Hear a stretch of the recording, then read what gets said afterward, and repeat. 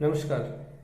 जैसा कि आप सभी लोगों को पता ही होगा कि यूपीएससी ने अपनी परीक्षा के लिए कोई नई डेट आने तक के लिए पोस्टपोन कर दी है और बहुत सारे जिन लोगों की प्रिपरेशन अपने पीक पर थी, जिन बहुत अच्छे से प्रिपेयर कर रहे थे, उनके लिए तो ये बहुत ही एक तरह से खराब लगने वाली बात है। पर कुछ कर नहीं सकते, सिचुएशन ही ऐसी है। कोविड-19 का जिस तरह से इंडिया में बढ़ रहा है, उसको देखते हुए तो इस परीक्षा का होना पॉसिबल नहीं था। तो जो यूपीएससी ने जो भी डिसीजन लिया है, दैट्स गुड बेसिकली। और यूपीएससी ने साथ ही साथ ये भी कहा है कि जब भी वो परीक्षा की नई डेट्स देंगे तो आपको रिवीजन करने के लिए कम से कम 30 दिन का समय मिलेगा। तो चिंता करने की कोई बात नहीं है, आप बस अपनी प्रिपरेशन जारी अपनी प्रिपरेशन को किस तरह से अभी टाइम जिस तरह का टाइम है उसे कैसे आप रीशेड्यूल कर सकते हैं, that is most important thing. Basically अगर आपको लगता है कि आपकी प्रिपरेशन एक अच्छे लेवल पर है और यूपीएससी का डेट्स चेंज होने से आपका लॉस हुआ है, तो बेटर है, मैं यही कहूँगा, सजेशन मेरा यही होगा कि अपनी प्रिपरेशन को, प्रीलिम्स की प्रिपरेशन को आप साइड कर दीजिए और अभी मेंस की प्रिपरेशन शुरू कीजिए। इमीडिएटली मेंस पर फोकस कीजिए। मेंस के जितना अच्छे से आप, जितना जो टाइम मिलेगा उसको मेंस का अपनी प्रिपरेशन को अच्छे से कवर करिए। जो भी आपके एग्जाम्स हैं, जितने भी पेपर्स हैं, अगर आप 2 पेपर्स भी ड्यूरिंग दिस पीरियड बहुत अच्छे से कवर कर लेते हैं तो आपके लिए एक एडिशनल सपोर्ट होगा।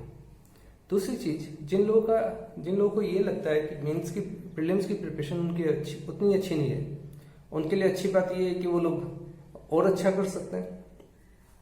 तो कुल मिला के शिफ्ट होना कोई नुकसान वाली बात नहीं है कि अगर आपकी डेट शिफ्ट हो गई तो कोई नुकसान हो गया, ऐसा कुछ भी नहीं है। और अभी हम लोगों की तरफ से बहुत सारी वीडियोस एडिट हो रही हैं जिनमें हम लोग कुछ नए इफेक्ट्स या कुछ नए नए तरह की चीज़ें हम लोग कोशिश कर रहे हैं डालने की, जिससे कि आपको बेटर क्वालिटी की वीडियोस आपको मिले। और अगली जो भी वीडियोस हमारी आएंगी तो मैं सबसे पहले बहुत सारी चीज़ें मेरे दिमाग में थी कि हम लोग हिस्ट्री पर कोई वीडियो डालें, हिस्ट्री से शुरू करें कि जनरल स्टडीज़ की हिस्ट्री को कैसे हम लोग पढ़ सकते हैं मेंस के लिए, प्रीलिम्स के लिए। फिर एक टीम का थॉट आया कि नहीं, हिस्ट्री की बजाय इंडियन पॉलिटी पर बात कीजिए, या दूसरे बहुत सारे सजेशन आए। आखिर में लेकिन मेरे पास एक ही, मुझे जो बाकी सबसे बात करने के बाद समझ में आया, हम लोग को इकोनॉमिक्स पे बात करनी है, इंडियन इकोनॉमी।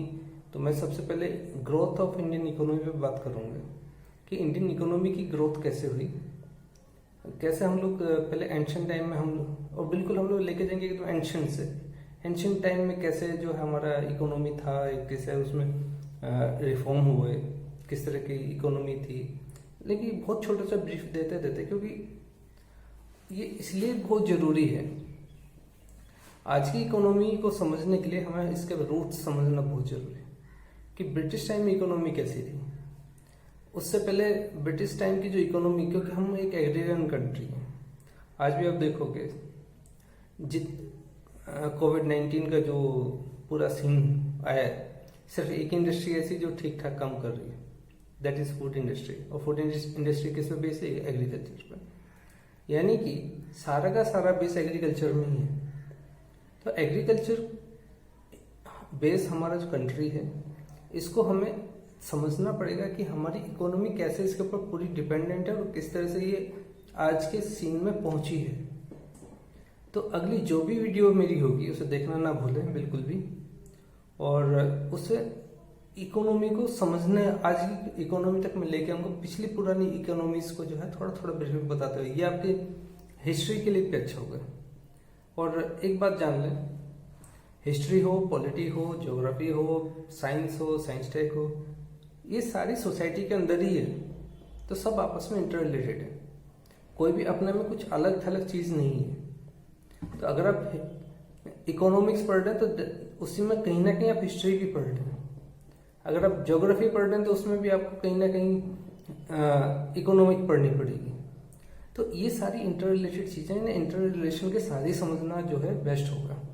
यानी कि इकोनॉमिक्स को समझे बिना आप करंट अफेयर्स नहीं समझ सकते, इकोनॉमिक्स को समझे बिना आप इंटर से रिलेशंस नहीं समझ सकते। तो इनको इन सारे टॉपिक्स को समझने के लिए आपको कहीं ना कहीं एक दूसरे के साथ कोऑर्डिनेशन करना पड़ेगा, एक दूसरे के साथ समझना पड़ेगा, तभी सही मायने में आप